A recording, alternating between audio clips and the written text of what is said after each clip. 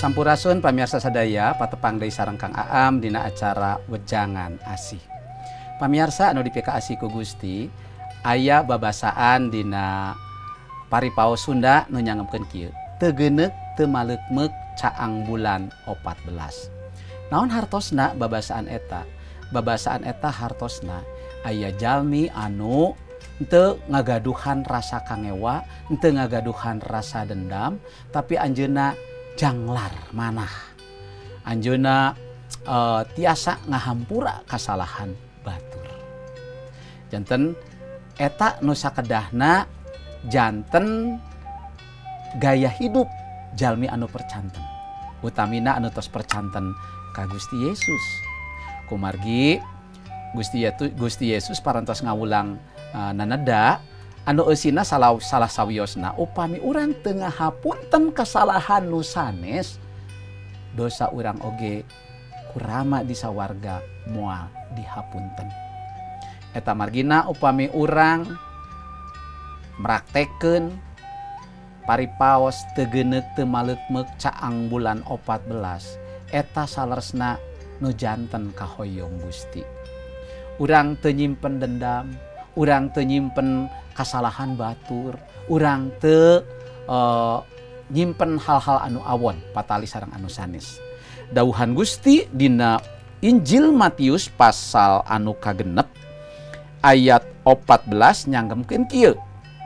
Lamun maraneh ngahampura kasalahan batur, kasalahan maraneh ge kurama di sawarga tangtu dihampura. Janten pamirsa sadaya, penting kangge urang sadaya kangge teras-terasan ngaleupaskeun panghampura. Upami batur milampah hal anu awon ka urang kedah siap-siap ngahapunten. Abdi upami ngawulang ka jamaah biasana sok nyarios kieu, Bapak Ibu sadaya tingawitan dinten ayeuna upami Bapak Ibu nyanak landong atanapi obat-obatan dina tempat obat Bapak Ibu sadaya, ulah hilap kedah nyanak hiji pel anu ampuh anu mujarab. Naon pelna? Namina pelna teh pel maapin. Jadi upami Bapak Ibu ditakol ngaleueut hiji pel eta tos dihampura, tos dimaapin. Upami Bapak Ibu aya nu mikangewa, aya nu mitenah, aya anu nganiaya, Bapak Ibu cekap ngaleueut pil maapin. Ngalangkungan pil maapin Bapak Ibu bakal janten jalmi nu hebat.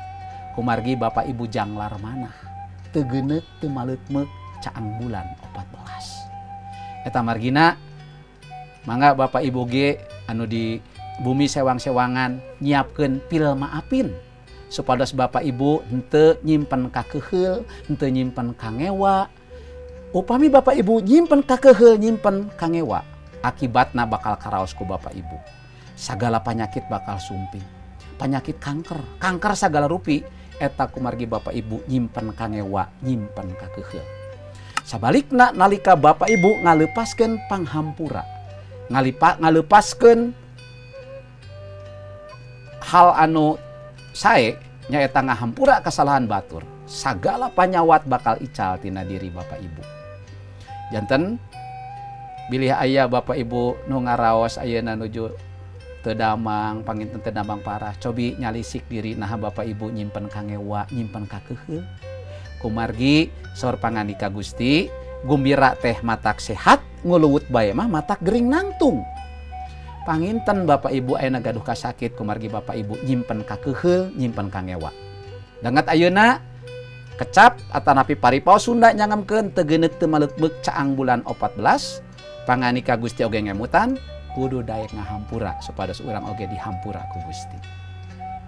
Panganika Gusti sareng paripaos Sunda dinten ieu ngemutan sareng ngiatkeun ka Bapak Ibu.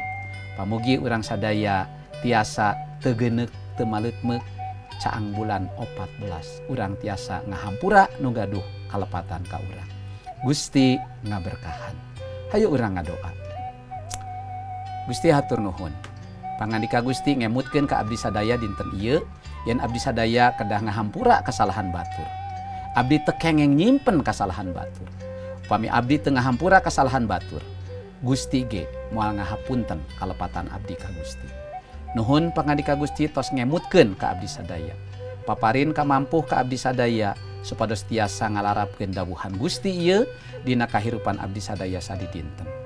Nuhun Gusti, dilebet jenengan Gusti Yesus Kristus, abdi sadaya parantos nanda sareng ngucap syukur. Amin. Gusti ngaberkahan.